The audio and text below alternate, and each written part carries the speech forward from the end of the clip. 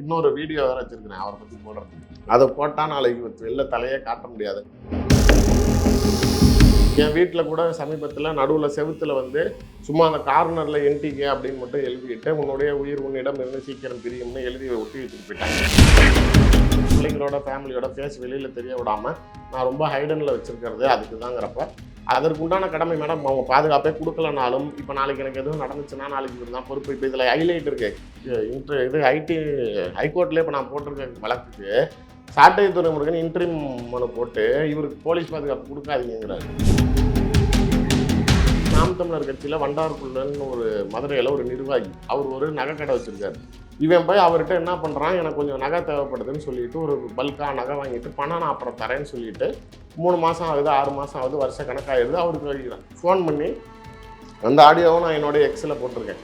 அதில் வந்து எப்பா நீ வாங்கிட்டு போனப்போ நகை வேலை என்ன இன்னைக்கு 1 வருஷத்துக்கு மேலே ஆச்சு, வேலை எங்கேயோ ஏறிடுச்சு, நீ வாங்கின காசை மட்டுமாச்சும் கொடுப்பான்னு பார்த்தா நீ கொடுக்க மாட்டேங்கிறேன். இவர் வாங்கிட்டு போன பொருளுக்கு பணத்தை கேட்குறாரு. இவன் என்ன பண்ணுறான்,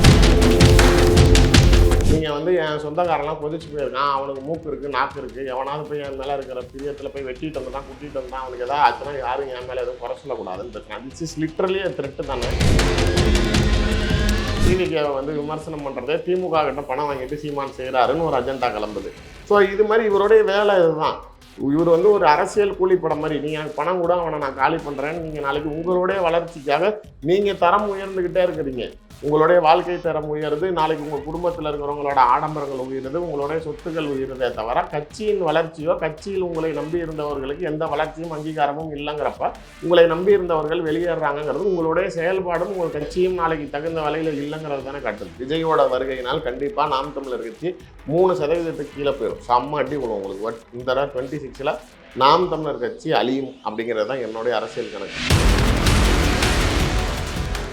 குருவாஞ்சேரியில் ஃபிளாட் வாங்கினா அடுத்த குருவாஞ்சேரியில் பிளாட் இலவசம். நம்ம ஐஃபி ஹவுசிங் அண்ட் ப்ராப்பர்ட்டிஸ் அண்ட் ஸ்பை கப்ஸ் குருவாஞ்சேரியில் லிமிடெட் பீரியட் ஆஃபர் மிஸ் பண்ணிடாதீங்க மக்களே. நிறைய இன்டர்வியூஸ் கொடுக்குறீங்க, இன்டர்வியூஸ் கொடுக்கறதுனால உங்களுக்கு நிறைய அச்சுறுத்தல்கள் வருது அப்படின்னு சொல்லிட்டு நீதிமன்றத்தில் போயிட்டு மனு கொடுத்துருக்கீங்க. ஸோ என்ன ஸ்டேட்டஸில் இருக்கு இப்போ?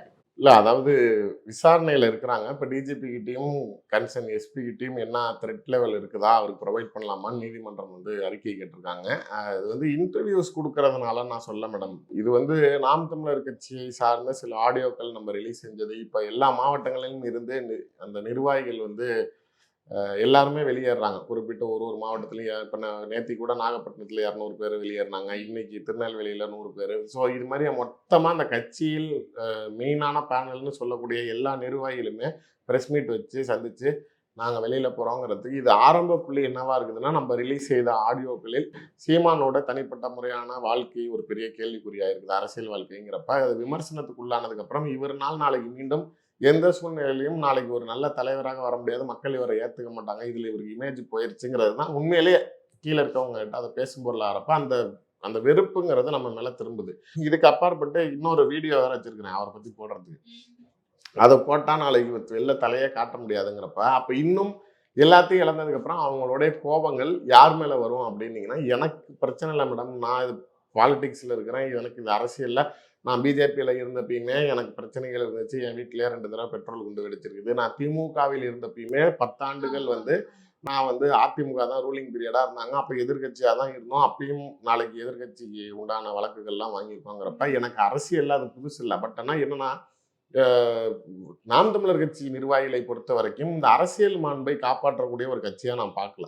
மற்ற எல்லா கட்சிகள்லையுமே அரசியல் மோதல் இருந்துச்சுன்னா ஒன்று கொள்கை ரீதியாக மோதுவாங்க, இல்லை பர்சனல் அட்டாக் வச்சாலுமே யார் பேசுனானோ அவனோட தான் வச்சுக்குவாங்களே தவிர அவங்க குடும்பத்தையோ அவங்களுடைய பிள்ளைங்களையோ கை வைக்கிறதுங்கிறது எந்த அரசியல் கட்சியும் செய்ய மாட்டாங்க. பட் நாம் தமிழர் கட்சிக்கு அது ஒரு பழக்கமாக இருக்குது. இதை வந்து நீங்கள் சமீபத்தில் கூட இப்போ வருண்குமார் ஐபிஎஸ் அவர் சட்டப்படி ஒரு காவல்துறை அதிகாரியாக அவரோட டியூட்டியை தான் செய்கிறாரு. அதுக்கு நீங்கள் அவங்க ஒய்ஃபும் ஒரு ஐபிஎஸ் ஆஃபீஸரு 2 பேரையும் மார்க் பண்ணி ஃபோட்டோ போடுறீங்க, குடும்பத்தை நாளைக்கு வம்சம் இல்லாமல் பண்ணிடுவேங்கிறீங்க, பிள்ளைங்க மூஞ்சில் ஆசிட் அடிப்பேங்கிறீங்க. இதெல்லாம் நாளைக்கு இவர்கள் கொடுத்த அச்சுறுத்தல்கள் வெளிப்படையாக. அப்படி இருக்கிறப்ப ஏதோ தொடர்ச்சியாக அவரும் நாளைக்கு 3 வழக்குகள் கொடுத்துருக்காரு. எஸ்பியுமே நாளைக்கு நீதிமன்றத்தை நாடி வழக்கு கொடுத்துருக்காரு. இதனால நாளைக்கு 4-5 பேர் கைது செய்யப்பட்டிருக்காங்கிறப்ப ஒரு காவல்துறை உயர் அதிகாரிகள் 2 பேர் ஐபிஎஸ்ஸாக இருக்கவங்களுக்கே ஃபேமிலிக்கு அந்தளவுக்கு த்ரெட்டு கொடுக்குறவங்க எனக்கு அந்த பிரச்சனை இருக்க தானே செய்யுங்கிறப்ப நாகை திருவள்ளுவர்னு சொல்லி அருந்ததிய சமூகத்தோடைய ஒரு அமைப்பு நடத்திக்கிட்டு இருக்காரு. இவர் ஈரோடு இடைத்தேர்தலில் சீமான் போயிட்டு இந்த மாதிரி அருந்ததியர் மக்கள்லாம் வேறு மாநிலத்திலிருந்து தமிழ்நாட்டுக்கு மலம் அள்ளுவதற்காக கொண்டு வந்தவங்க தான் அருந்ததியர்கள்னு பேசிட்டார். அந்த குறிப்பிட்ட பகுதிக்குள்ளார அருந்ததியர் மக்கள் இவர் பிரச்சாரத்துக்கு வரக்கூடாதுன்னு தடுக்கிறாங்க. அந்த இடத்துல இருந்தவர் நாகை திருவள்ளுவர் இடைத்தேர்தல்ல. அப்போ நீங்கள் வந்து நாகை திருவள்ளுவர் இந்த விஷயத்தெல்லாம் அரேஞ்ச் பண்ணுறாருன்னு சொல்லிட்டு இவங்க என்ன பண்ணுறாங்க, ஒரு கூலிப்படையை வச்சு அவரை கொலை செய்யறதுக்காக ஒரு டிஸ்கஷன் நடந்ததாக ஒரு கூலிப்படை தலைவன்ட்டு கைப்பற்றப்பட்ட ஃபோன்லேருந்து ஒரு ஸ்க்ரீன்ஷாட்டுகள் இப்போ சமீபத்தில் எல்லா மீடியாக்கள்லையும் ரிலீஸ் ஆச்சு. இது சம்மந்தமாக நாகை திருவள்ளுவனுக்கும் போலீஸ் பாதுகாப்பு கொடுத்துருக்காங்கிறப்ப ஸோ இவர்களுடைய செயல்பாடுகள் மேடம் புரிதலுக்கே சொல்லணும்னா ரொம்ப வளவலன்னு 18 வயசுக்கு கீழே இருக்கிற பசங்களை கூப்பிட்டு ஒரு 4 பேர் அண்ணன் ரொம்ப அப்செட்டாக இருக்காரு, அவனை போய் ஏதாவது பண்ணிட்டு வாங்கடா அப்போ தான் அண்ணன் சந்தோஷப்படுவார்னா இவங்கெல்லாம் நாளைக்கு இந்த மூலமங்கி போய் அவர் தான் பெரிய தலைவர்னு நினச்சிக்கிட்டு இருக்காங்க. என்னமோ செய்கிறான்னு வீட்டுக்குள்ளார வரான், நம்ம இல்லை நாளைக்கு ஏதோ இருக்கிறவங்களை ஏதாவது பண்ணிட்டு போயிட்டாங்கன்னா அந்த 4 பேரில் நாளைக்கு திரும்பி வெட்டுறதுனாலயோ இல்லை சட்டப்படி அவனுக்கு தூக்கு தண்டனை வாங்கி தரதுனாலயோ என்னோடைய ஆதங்கமோ இல்லை என்னோட இழப்பு சரி செய்ய முடியுமான்னா முடியாது. அப்புறம் நாளைக்கு இவங்க 4 பேரை வச்சு நான் அவங்களையும் கனெக்ட் பண்ண முடியாது. நான் எவ்வளோ நாளைக்கு நான் இது பண்ண உங்களுக்கு ப்ரிவென்ஷன் இஸ் பெட்டர் தான் கியூருங்கிறப்ப முன்னாடியே தற்காப்புக்கு அதுக்கு உண்டான விஷயங்களை எடுத்துக்கணுங்கிறப்ப தான் நீங்க 2 விஷயம். இது வரைக்கும் உங்களுக்கு வெளிப்படையா அச்சுறுத்தல்கள் அதெல்லாம் நிறைய வருது மேடம். ஆமா, போன் கால்ஸ் வருது, என்னையும் ட்விட்டர்ல பர்சனல் மெசேஜஸ் வருது, கமெண்ட்ஸ்ல கீழே வருது. என் வீட்டில் கூட சமீபத்தில் நடுவில் செவுத்துல வந்து சும்மா அந்த கார்னர்ல என்டிகே அப்படின்னு மட்டும் எழுதிட்டு உன்னுடைய உயிர் உன்னிடம் இருந்து சீக்கிரம் பிரியும்னு எழுதி ஒட்டி வச்சுட்டு போயிட்டாங்க. அது கேமராவிலையும் நாங்கள் பார்த்தப்போ நம்பர் வந்து அந்த கேடிஎம் பைக் மாதிரி இருந்தனா நம்பர் பிளேட் இப்படி இருக்குது, கேமராவில் அந்த நம்பர் விழுல. அது மாதிரி ஆள் ஹெல்மெட் போட்டிருந்ததுனால இது மாதிரியான விஷயங்கள் தொடர்ச்சியாக த்ரெட்டு இருந்துக்கிட்டே இருக்குது. அப்படிங்கிறப்ப நம்ம மேடம் நான் என்ன சொல்கிறேன், நடக்கலைங்கிறது வேற. இப்போ நீதிமன்றத்துக்கு போயுமே எனக்கு பாதுகாப்பு கொடுங்கன்னு எனக்கு கேட்கல. நான் கீழே குறிப்பிட்ட 2 விஷயங்கள் அது பத்திரிகையாளர்கள் யாரும் வெளியில் சொல்ல. என்னுடைய வீட்டுக்கு பாதுகாப்பு கொடுங்க, குடும்பத்தை சேர்ந்தவர்களுக்கு அச்சுறுத்தல் இருக்குது 1. இதுவுமே அரசாங்கத்துக்கு என்னால் இழப்பீடு ஏற்படும்னு நீங்கள் நினைச்சீங்கன்னா அதற்கு உண்டான தொகையை நான் அரசாங்கத்துக்கு கட்டுவதற்கு தயாரா இருக்கேன்னு போட்டிருக்கேன். இதுக்கு தான் பப்ளிக் ப்ராசிக்யூட்டர் கேட்டாரா, அப்போ பிரைவேட் செக்யூரிட்டி வச்சுக்க வேண்டியதுனா? அப்போ பிரைவேட் செக்யூரிட்டி சஃபாரி போட்டு நிற்பாங்க. அப்போ நாளைக்கு தப்பு செய்யணும்னு நினைக்கிறவன் அவர்கிட்ட கன்னே இருந்தாலும் அவன் நாளைக்கு அதை ஃபேஸ் பண்ணிக்கலாம் தான் நினைப்பான். பட் யூனிஃபார்ம் ஆஃபீஸருங்கிறப்ப ஒரு ஆஃபீஸருக்கு எதுவும் நடந்துச்சுன்னா டோட்டல் டிபார்ட்மெண்ட்டாக அவங்க மேலே திரும்பும் அப்படிங்கிற ஒரு பயம் இருக்கிறப்ப தான் அந்த பாதுகாப்பு இருக்குங்கிறதுக்காக தான் அதை குறிப்பிட்டு கேட்குறோம். மேடம் 2 தடவை என் வீட்டில் பெட்ரோல் குண்டு வெடிச்சப்பையே என் பொண்ணுக்கு அப்போ 4 மாதம் வீட்டில் ஒரு சின்ன டப்பா கீழே நைட்டு விழுந்துருச்சுன்னா கூட நைட்டு ஃபுல்லாக தூங்காமல் அழுதுகிட்டே இருந்தா. எதனாலனா அந்த அந்த குண்டு வெடித்த சத்தம் தவிர பாதிப்பு. 6 மாதம் என் பையனை நான் ஸ்கூலுக்கு அனுப்பாமல் இருந்தேன். இது வரைக்கும் பிஜேபிக்கு போயிட்டு நான் வந்ததுலேருந்து 3 வருஷம் ஆச்சு என்னுடைய ஃபேமிலியோட நான் எங்கேயும் தேட்டருக்கு படத்துக்கோ இல்லை நாளைக்கு ஒரு ஹோட்டலுக்கோ கூப்பிட்டு போய். ஏன்னா நீங்கள் இப்போ நம்மளே பார்க்குறாங்க வியூவர்ஸ், அவங்களுக்கு தெரியும் இவன் போய் சொல்கிறான். நான் பலமுறை சொல்லியிருக்கீங்க நம்ம இல்லை, ஒருவேளை யாரும் வெளியில் வியூவர்ஸ் பார்த்தா கூட இவனை ஃபேமிலியோட நான் இங்கே பார்த்தேன் இவன் போய் சொல்கிறான் அப்படின்னு சொல்லலாம்ல. எங்கேயுமே யாருமே என்னை குடும்பத்தோட வெளியில் சந்திச்சிருக்க முடியாதுங்கிறப்ப எதுக்கான எனக்கு வரக்கூடிய பிரச்சனையை நான் சமாளித்து கொள்வேன். குடும்பத்துக்கு பாதிப்பு ஏற்படுத்துச்சுன்னா நாளைக்கு அது நல்லா இருக்காதுன்னா நான் அவங்களை எப்பயுமே தனியாக நீங்கள் எதாக இருந்தாலும் ஹேண்டில் பண்ணிக்கங்க. மேக்ஸிமம் அவங்க ஃபேஸ் தெரியாமல் பிள்ளைங்களோட ஃபேமிலியோட ஃபேஸ் வெளியில் தெரிய விடாமல் நான் ரொம்ப ஹைடனில் வச்சுருக்கிறது அதுக்கு தாங்கிறப்ப அதற்கு உண்டான கடமை மேடம். அவங்க பாதுகாப்பே கொடுக்கலனாலும் இப்போ நாளைக்கு எனக்கு எதுவும் நடந்துச்சுன்னா நாளைக்கு இவர் தான் பொறுப்பு. இப்போ இதில் ஹைலைட் இருக்கு, ஐடி ஹைகோர்ட்லேயே இப்போ நான் போட்டிருக்க வழக்குக்கு சாட்டை துறைமுருகன் இன்ட்ரீம் மனு போட்டு இவருக்கு போலீஸ் பாதுகாப்பு கொடுக்காதீங்கிறாரு. நீ எதுக்கு வர, நீ 3 தடவை குண்டாஸ் அக்யூஸ்டு, உன் மேலே 15 கேஸ் பெண்டிங்கில் இருக்குது. எல்லா பிரச்சனைக்கும் காரணம் நீ தான், எல்லாத்தையும் பர்சனல் அட்டாக் பண்ணுறதும் நீ தான், தூண்டுதல் பண்ணி விடுறதும் நீ தான். அவங்க கட்சியோடைய நாம் தமிழர் கட்சியில் வண்டார்குள்ளன்னு ஒரு மதுரையில் ஒரு நிர்வாகி, அவர் ஒரு நகை கடை வச்சிருக்காரு. இவன் போய் அவர்கிட்ட என்ன பண்ணுறான், எனக்கு கொஞ்சம் நகை தேவைப்படுதுன்னு சொல்லிட்டு ஒரு பல்காக நகை வாங்கிட்டு பணம் நான் அப்புறம் தரேன்னு சொல்லிட்டு 3 மாதம் ஆகுது, 6 மாதம் ஆகுது, வருஷ கணக்காகிடுது. அவருக்கு ஃபோன் பண்ணி அந்த ஆடியோவும் நான் என்னோட எக்ஸில் போட்டிருக்கேன். அதில் வந்து எப்பா நீ வாங்கிட்டு போனப்போ நகை விலை என்ன, நீ 1 வருஷத்துக்கு மேலே ஆச்சு, விலை எங்கேயோ ஏறிடுச்சு, நீ வாங்கின காசை மட்டுமாச்சும் கொடுப்பான்னு பார்த்தா நீ கொடுக்க மாட்டேங்கிறேன்னு இவர் வாங்கிட்டு போன பொருளுக்கு பணத்தை கேட்குறாரு. இவன் என்ன பண்ணுறான், உள்ள என்ன அந்த ஃபாரின்ல இருக்கிற வாட்ஸ்அப் குரூப்பு இவங்க தான் இவ்வளோ செல்வாக்கோட இருக்கிற எஸ்பிங்களே மிரட்டுறாங்கல்ல. ஃபாரின்ல இருந்து நீங்கள் ஃபேக் ஐடியில் போட்டால் என்ன பண்ணுவோம், இங்கேருந்து நீ ஃப்ளைட் எடுத்துகிட்டு போய் இதுக்காக நீ தூக்கிட்டு வருவியான்னு பிளான் பண்ணி செய்கிறாங்க. இவரை ஃபோன் பண்ணி வம்பளுக்க சொல்கிறாங்க. அவருக்கு அவர் மனைவி ஒரு 8 வயசு குழந்தை, பெண் குழந்தை. இவங்க எல்லாம் அவங்க ஒய்ஃபுக்கு மாற்றி ஃபோன் பண்ணுறது, இவருக்கு மாற்றி ஃபோன் பண்ணுறது, 2 பேர் நம்பரையும் வாட்ஸ்அப் குரூப்பில் போட்டு விட்டான். அவர் ஃபோன் பண்ணி இவங்ககிட்டே கதறாரு, நான் உன்கிட்ட வாங்கின பொருளுக்கு தானே காசு கேட்டேன், எனக்கு ஏன் அப்படியா ஆளை விட்டு பேசுகிறேன்னா என் மேலே 1000 பேர் பிரியத்தில் இருக்கான், அதனால அவன் நாளைக்கு எவனா பேசியிருப்பான், நான்லாம் ஒன்றும் சொல்லலைன்னு இவன் நாளைக்கு பந்தா பேசுகிறான். இது எங்கே போய் முடியுது அப்படின்னா, அந்த தாயார் இந்த மாதிரி தொடர்ச்சியாக நாளைக்கு இவங்க ரொம்ப மோசமாக கூப்பிட்டு தன்னை குழந்தைங்கள்லாம் ரொம்ப பச்சை பச்சையாக பேசுகிறேன், அது தாங்க முடியாமல் பெட்ரோல் ஊற்றி கொளுத்திட்டு செத்துட்டாங்க. இது கம்ப்ளைண்டா இருக்குது. ஓகே. இவங்க கட்சியோட நிர்வாகி. நீங்க இப்படி இருக்கிறப்ப இப்ப எனக்குமே வந்து இவர் வந்து என்னை பத்தி யூடியூப்ல பர்சனலா இவர் என்னை அட்டாக் பண்றாரு. நான் இவர் பர்சனலா நான் தான் சொன்னேன், விமர்சனத்துக்கு ஒன்று ஒரு எல்லை இருக்குது. நீங்க நாளைக்கு உங்க அப்பாவை பத்தி பேசவா, நாளைக்கு ஏர்போர்ட்ல ஒரு பெண் எம்பி உங்க அப்பா கை நீட்டி அடிச்சதை பேசவா, இல்ல சசிகலா புஷ்பா கதையை பேசுவோமா வரியான்லாம் இவன் பேசுறான். இதுல மத்ததெல்லாம் கூட ரைட், இதெல்லாம் பேசுறதா எல்லாரும் பேசுறதான், அதுக்கெல்லாம் எனக்கு எதுவும் இல்லை. நீ இதெல்லாம் நாளைக்கு அவர்கிட்ட போய் பேசணும். If you going allegate me, if you want question me and talk about மீங்கிற மாதிரி என்னோட சம்மந்தப்பட்ட விஷயங்கள் இருந்துச்சுன்னா நீ பேசலாம். இல்லாதப்ப நீ அவரோட விஷயத்தை கொண்டுட்டு வந்து என்கிட்ட ஏன் திணிக்கிறங்கிற மாதிரி தான் இருக்கும். எனக்கு எதில் ரொம்ப எரிச்சல் ஆச்சு அப்படின்னா, என்னோட மாமியாருக்கு 72 வயசு, கடந்த வருடம் தான் இறந்து போகிறாங்க. அவங்க வந்து ஒரு வீடியோ போடுறப்ப இவன் எவ்வளோ மோசமானவன் அப்படின்னா, அவங்களுக்கு அவங்க வீட்டுக்கார் இறந்து 20 வருஷம் ஆச்சு. 3 பொண்ணுங்க, 2 பேர் ஆஸ்திரேலியாவில் இருக்காங்க, ஒரு பொண்ணு இங்கே இருக்காங்க. ஆக்சுவலாக என்னன்னா, அவங்க 3வது பொண்ணையும் ஆஸ்திரேலியாவில் கட்டி கொடுத்துட்டு அவங்க ஆஸ்திரேலியா போக வேண்டியது. நாங்கள் இங்கே லவ் பண்ணி கல்யாணம் பண்ண போக எங்களுக்காக அவங்க இங்கே இருந்துட்டாங்க. அதனால சரி அவங்க தனியாக இருக்கிறாங்களேன்னு நாங்கள் எங்கள் வீட்டில், நானும் வெளியில் இருக்கிறப்ப வீட்டில் ஒய்ஃபுக்கும் அவங்களுக்கு ஒரு சப்போர்ட்டிவாக இருப்பாங்களேன்னு விட்டேன். இவன் வீடியோ போடுறப்ப இவன் எந்த அளவுக்கு கேடு கட்ட வேணாம் என்னைய சொல்கிறான். அம்மாவையும் பொண்ணையும் ஒன்றா கூட்டிகிட்டு வந்து ஒரே வீட்டில் கொடுத்து நடத்துகிறான்னு பேசுகிறான். ஒரு யூடியூப் சேனலில் என்னை விமர்சனம் பண்ணுறாரு. இது எதுக்குன்னா, பிஜேபிக்கும் நாம் தமிழர் கட்சிக்கும் இருந்த விமர்சன கருத்துக்களில் நாம் தமிழர் கட்சி சீமானை பற்றி நான் பேசுகிறேன்னு இவன் யார் தெரியுமா அப்படின்னு இப்படி நின்றுக்கிட்டு ஒரு வீடியோ போடுறான். விமர்சனத்துக்கு ஒரு எல்லையில் 72 இயர்ஸ், நாளைக்கு அவங்க இறந்து போனதுக்கு அப்புறமேல தான் இந்த வீடியோவே வருது. போன வருஷம் இறந்து போகிறாங்க, அதுக்கப்புறம் தான் அவங்க வீடியோ போடுறான். அவங்க இருந்திருந்தாங்கன்னா அவங்க மனசு பார்க்குறப்ப நாளைக்கு அவங்களுக்கு என்ன தோணும். அதாவது நானும் நிறையா ஃபேமிலியில் பார்த்துருக்கேன், அம்மாவும் பொண்ணும் ரொம்ப சிமிலராக அக்கா தங்கச்சி மாதிரி இருப்பாங்க. ஏஜ் டிஃப்ரென்ஸ், அவங்க பொண்ணாவும் இது நீங்கள் அம்மாவா அப்படிங்க. அப்படி இருக்கிற ஃபேமிலியை பேசுனீங்கன்னா கூட சரி, ஏதோ வெளியில் பார்க்குறேன்னா அப்படி தான் பேசுவான், அவன் புத்தி அப்படி இருக்குன்னு நம்ம விட்டுட்டு போகலாம்.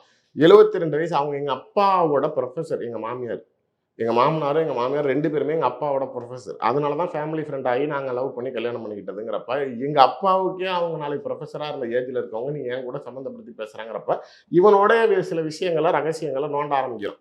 என்னையவா பேசுகிறேன், அப்போ தான் நான் எக்ஸ்போஸ் பண்ணுறேன். நீ என் பர்சனல் அட்டாக் வந்தால் நான் பர்சனல் அட்டாக் வரேன்னு பேசுகிறப்ப, இவர் போய் சென்னை கமிஷனர் ஆஃபீஸில், திருச்சி கமிஷனர் ஆஃபீஸ்லையும் என்னை பற்றி புகார் கொடுக்குறாரு. அப்போ ப்ரெஸ் மீட்டில் ஓப்பனாக சொல்கிறாரு, மேடம் நீங்கள் வந்து என் சொந்தக்காரெல்லாம் கொதிச்சு போயிருக்கான், அவனுக்கு மூக்கு இருக்குது, நாக்கு இருக்குது, எவனாவது போய் என் மேலே இருக்கிற பிரியத்தில் போய் வெட்டிட்டு வந்துட்டான், குட்டிட்டு வந்துட்டான், அவனுக்கு எதாவது ஆச்சுன்னா யாரும் என் மேலே எதுவும் குறை சொல்லக்கூடாதுன்னு பேசுகிறான். திஸ் இஸ் லிட்ரலி த்ரெட்டு தானே. மத்திரிகையாளர் முன்னாடியே நீ ஓப்பனாக இவ்வளோ த்ரெட்டு கொடுக்குறேன்னா அப்போ பின்னாடி நீ என்னென்ன செய்வ அப்படிங்கிறப்ப அந்த அச்சுறுத்தலுங்கிறது இருக்க தானே செய்யும். சொல்லுங்க. ஓகே. ஸோ அச்சுறுத்தல் காரணமாக நீங்க போயிட்டு கோர்ட்ல மனு கொடுக்குறீங்க. பட் இதெல்லாம் தாண்டி நாம் தமிழர் கட்சியில இன்னைக்கு என்ன நடக்குது? இப்படி அவங்க மிரட்டல்கள் விடுறாங்க, இல்ல கட்சிக்குள்ள இருக்கிறவங்களுக்கே ஆபத்து அப்படின்னும் போது நாம் தமிழர் கட்சியில என்ன நடக்குது அப்படின்னு ஒரு கேள்வி வரும். சீமான் என்னைக்காவது ஆட்சிக்கு வருவார், இந்த மண் என்னைக்காவது என் கையில சிக்கும்னு அவர் மேடையில பேசுறதை உண்மையும் நம்பி பல தொண்டர்கள் அவர் பின்னாடி பயணிச்சாங்க. போறவங்க எல்லாமே சும்மா நேற்றுக்கு வந்தவங்க இல்ல, 15 வருஷம் 20 வருஷம் இவருக்கு முழுமையா இருந்து அவங்களுடைய பயணங்கள் எல்லாமே என்னுடைய மனைவியோட தாலியை அடமானம் வச்சு கட்சி நடத்தினேங்கிறாரு. இன்னொருத்தர் என்னுடைய பிறந்த குழந்தை அன்னைக்கு இறந்து போச்சு, இறந்த குழந்தைய கூட நான் போய் பார்க்காம நான் கட்சி வேலை பார்த்தேங்கிற அளவுக்கு இந்த அளவுக்கு டெடிகேட்டடாக வேலை பார்த்தவங்க நாளைக்கு இதுக்கு மேலே உங்களுடைய செயல்பாடுகள் கேள்விக்குறியாயிருச்சு. தனிப்பட்ட முறையில் உங்கள் கொள்கை சித்தாந்தங்களோ எடுபடலை, உங்கள் சம்மந்தப்பட்ட ஆடியோக்கள் வெளியில் வந்ததுக்கப்புறம் நீங்கள் பேசும் பொருளாக உங்கள் மக்கள் மனதில் வந்து உங்களை நெகட்டிவான ஒரு எண்ணங்கள் வந்துருச்சு.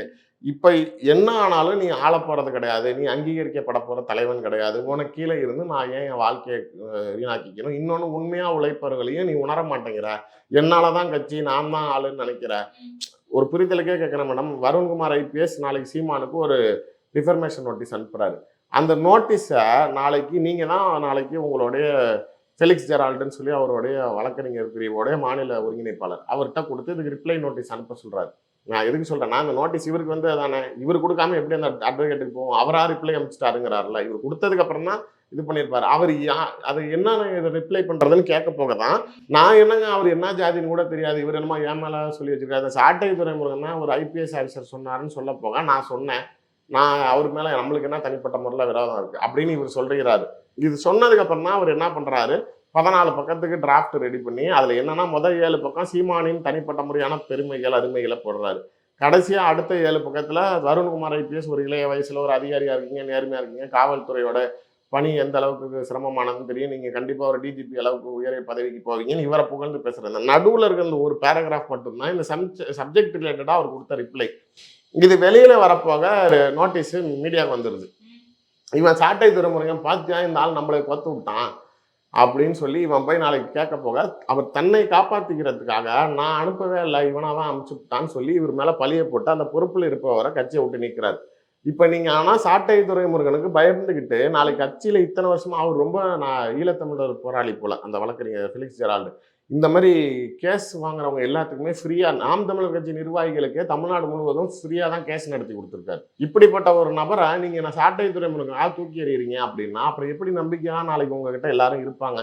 காளியம்மாலேயே பிசுறுன்ட்டீங்களே, நாளைக்கு அந்த அம்மாவுடைய உழைப்பு அவங்க எவ்வளோ தூரம் சீரியஸாக கட்சிக்கு உழைக்கிறாங்கிறப்ப நீங்கள் அதையும் மீறி நாளைக்கு நீங்கள் பரவாயில்லப்பா வெளில போ அப்படிங்கிற அளவுக்கு அதை தூக்கி விட்டா சரியாயிருங்கிறீங்க.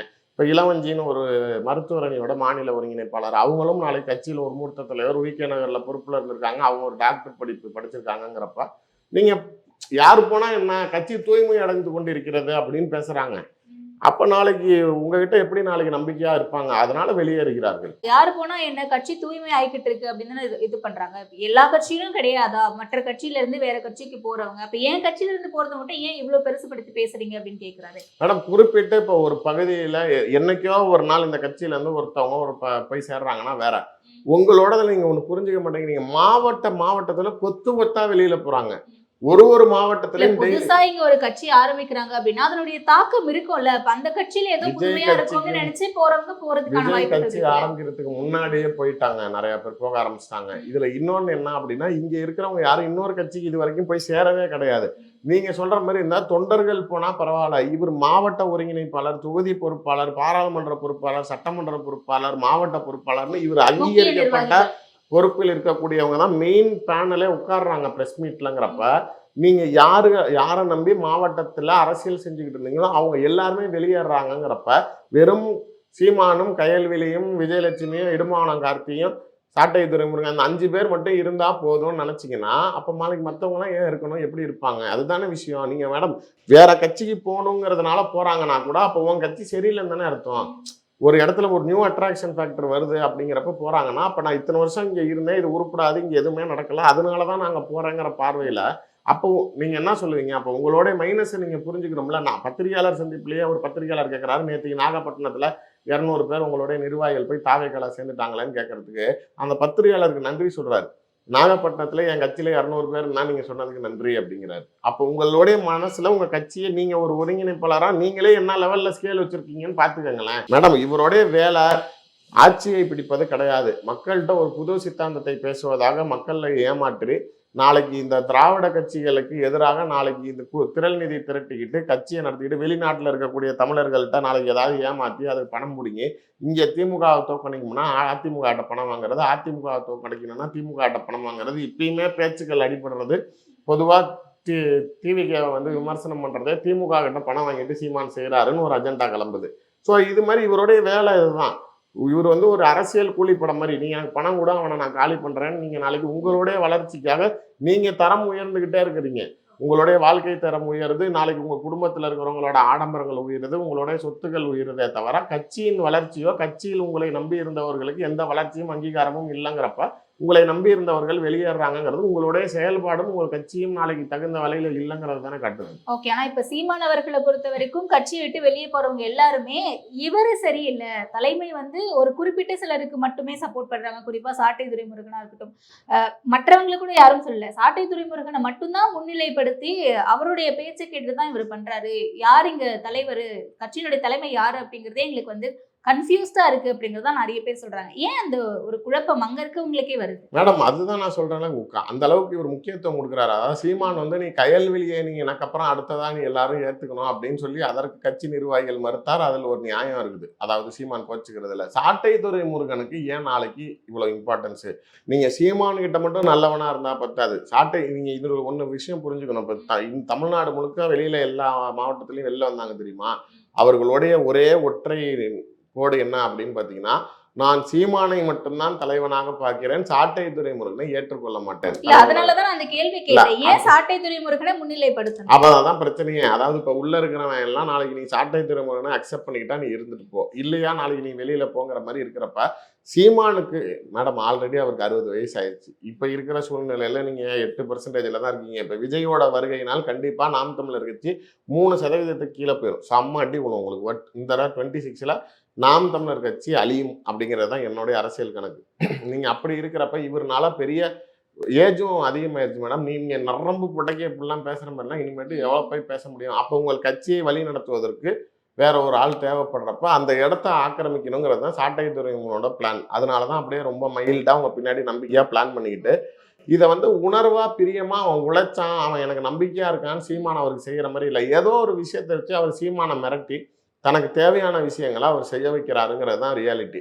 அப்போ உண்மையா உழைத்தவர்களுக்கு நீங்க அங்கீகாரம் கொடுக்காமல் யாரோ ஒருத்தன் தவறான ஒரு நபர் நாளைக்கு அவரை வந்து இந்த மாதிரியான வேலை செய்யறதுக்காக நீங்க அவருக்கு எல்லா வகையிலும் ஆதரவு கொடுக்குறீங்க அப்படிங்கிறப்ப உங்களுடைய புரியுது. இதுல இன்னொரு கேள்வி என்னன்னா, இப்ப கயல்விழி அந்த இடத்துல பிரதிநிதித்துவப்படுத்துறாரு அப்படின்னா கூட இது ஒரு வகையில ஒரு குடும்ப அரசியல் அப்படின்ற மாதிரி குடும்ப அரசியலுங்கிறத விட ஏன்னா தொடர்ந்து குடும்ப அரசியல் அப்படின்றத இவர் முக்கியத்துவம் கொடுத்து விமர்சிச்சுட்டு வந்துட்டு இருக்காரு, திமுகவா அதிமுக.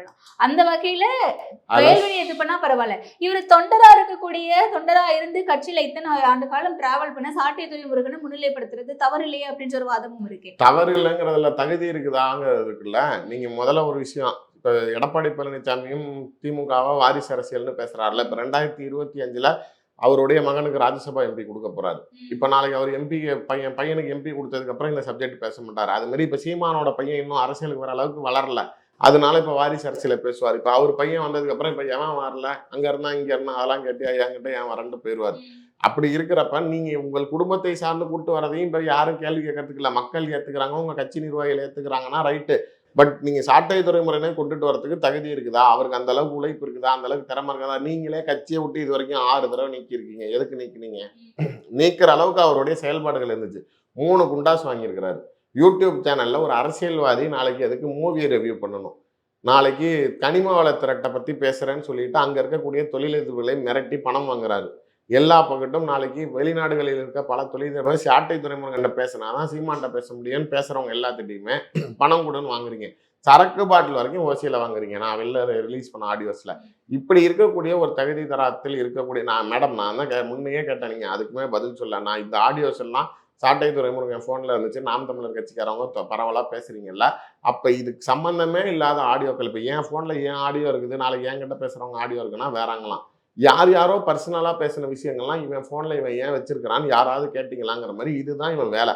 இப்படி மற்றவர்களை மிரட்டி நாளைக்கு செய்கிறவன் இப்படி எப்படி ஒரு யோகியமான ஒரு அரசியல் தலைவராக இருப்பான்? இவனை நம்பி நாளைக்கு கட்சியை கொடுக்கணும்னு சீமான் எடுக்கிறது. உண்மையா உழைக்கிறவங்க எதுக்கு தானே செய்வாங்க. அதுதான் நாளைக்கு அதுக்கு உண்டான பலனை அனுபவிக்கிறாங்க. புரியுது. அண்ட் இன்னொன்னு, இப்போ திருச்சி சூர்யாவை பொறுத்த வரைக்கும் அவர் பிஜேபியில இருக்க வரைக்கும் பெருசா நாம் தமிழர் கட்சியை விமர்சிக்கல. வெளியே வந்த பிறகு நாம் தமிழர் கட்சியை இந்த அளவுக்கு இறங்கி ஆடியோ வீடியோ எல்லாமே போட்டு விமர்சிக்கிறதுக்கு என்ன காரணம்? பண்ணிட்டு தான் இருந்தேன். அப்பயுமே வந்து இந்த கட்சி சின்னம் முடங்கினதுக்கு பிஜேபி தான் காரணம் அப்படின்னு சொல்லி பேசினாரு. அது மாதிரி என்னைய ரைட்ல அந்த விமர்சனங்கள் அது வேற கட்சி சார்ந்து அப்ப வச்சு இப்ப வேற மாதிரி போய்கிட்டு இருக்கு மேடம். விஷயம் வெளில வரப்பதானே, அதாவது நீங்க அவரை விமர்சனம் பண்றோம், ஒரு கட்சி சின்னம் முடங்கினதுக்கு பிஜேபி காரணம்னாரு. என்னைய ரைட ஒரு நிர்வாகிகள் வீட்டுல வந்தது அண்ணாமலை பண்ற அரசியல்னாரு. அப்பெல்லாம் கடுமையா நம்ம அட்டாக் பண்ணோம். பட் இது என்னன்னா இப்ப மெட்டீரியல்ஸ் ஆதாரப்பூர்வமா நம்ம கிட்ட வருது. அந்த மெட்டீரியல் ரிலேட்டடா நம்ம வெளியில பேச ஆரம்பிக்கிறோம். அதை பேசுறப்ப மக்கள் வெளியில போறாங்கிறப்ப அப்ப அதை சார்ந்து தானே இருந்தேன். இப்ப கரண்ட் டாபிக் என்னவா, நீங்க 2 வருஷத்துக்கு முன்னாடி இருக்கிறத இப்ப பேச முடியாது. இப்ப இன்னைக்கு என்ன மெட்டீரியல் வந்திருக்கோ அதை சார்ந்து நம்ம டிபேட் பண்றப்ப இவர்களோட விஷயங்கள் ரொம்ப மோசமான விஷயங்கள் நம்ம கையில மாட்டிருக்கிறப்ப அப்ப அதை பேசி தானே ஆகணுங்கிறதுனாலதான் அதுக்குள்ளார போறோம். ஓகே. அண்ட் இன்னொன்னு, இந்த விஷயம் எல்லாமே சீமான் அவர்களுக்கு தெரியாம இருந்திருக்காது, தெரிஞ்சிருக்கும், நோட் பண்ணிட்டே தான் இருந்திருப்பா. நம்மளை பத்தின விமர்சனங்கள் இப்படி வந்துகிட்டு இருக்கு, ஆடியோக்கள் எல்லாமே லீக் ஆகுது அப்படின்ட்டு. பட் அதெல்லாமே கடந்து அதை பெருசுப்படுத்தாம அதை எப்படி நிறுத்தணும் அப்படிங்கிறத பார்க்காம இந்த பக்கம் வந்து விஜய் அவர்களை விமர்சிக்கிறதா இருக்கட்டும், ஆரம்பத்துல தம்பி அப்படின்னு சொல்லிட்டு கூட்டணி சார்ந்த விஷயங்கள் பேசுது. கொள்கைக்கு பிறகு மாநாட்டுக்கு பிறகு, கொள்கை அறிவிச்சதுக்கு பிறகு மாநாட்டுக்கு பிறகு விஜய் அவர்களை எதிர்த்து பேசுறது அப்படிங்கறது எப்படி புரிஞ்சுக்கலாம்?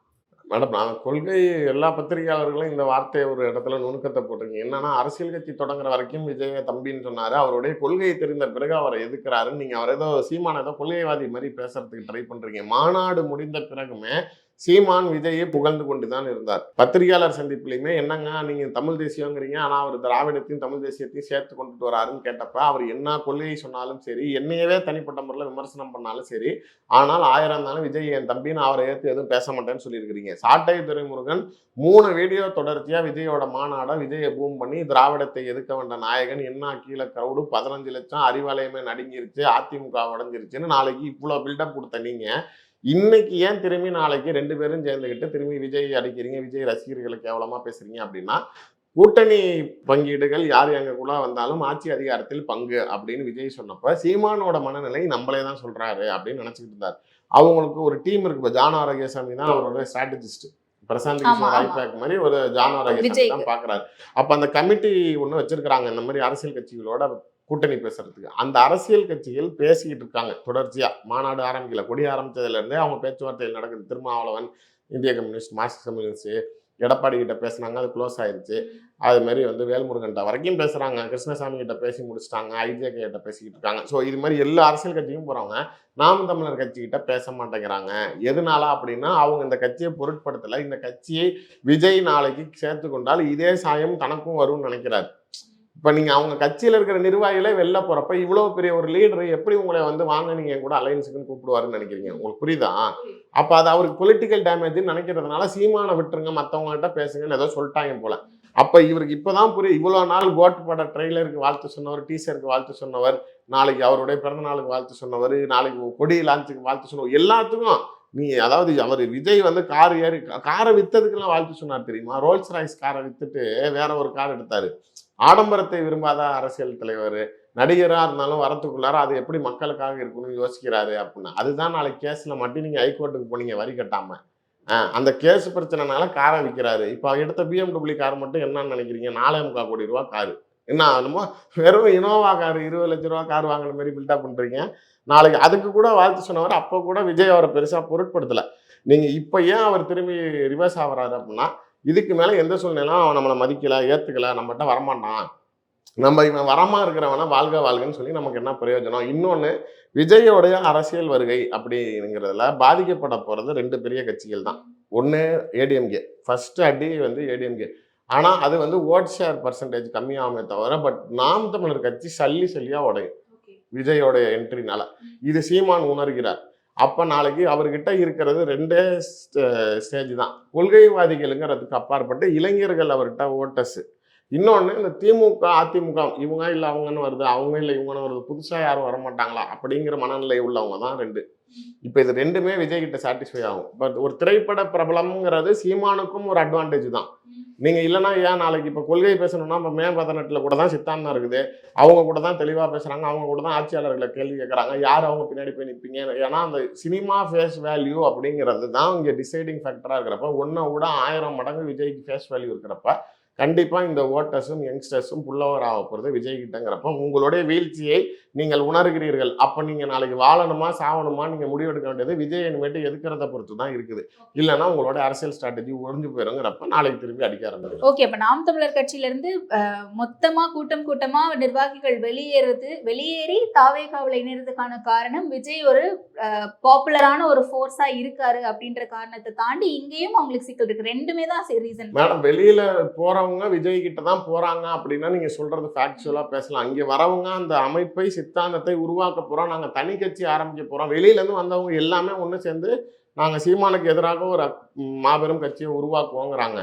நீங்க அந்த கட்சி கூட ஒரு வேளை விஜய் கிட்ட போகலாம். அதாவது தனியா நீங்க போய் விஜய் கிட்ட சேர்றதுக்கு இங்க வெளியில வந்தவங்கலாம் இந்த சித்தாந்தத்தை வச்சு ஒரு அமைப்பை கூட்டமைப்பு பண்ணிட்டு ஒரு தேர்தல் ஆணையத்தில் போய் அங்கீகரிக்கப்பட்ட கட்சியா நாளைக்கு வாங்கிட்டு வந்ததுக்கு அப்புறம் விஜய் கிட்ட நீங்க ஏன் சீமான்ட்ட போறீங்க, நாங்க வரோம் அப்படின்னு போனாங்கன்னா என்ன செய்வீங்க?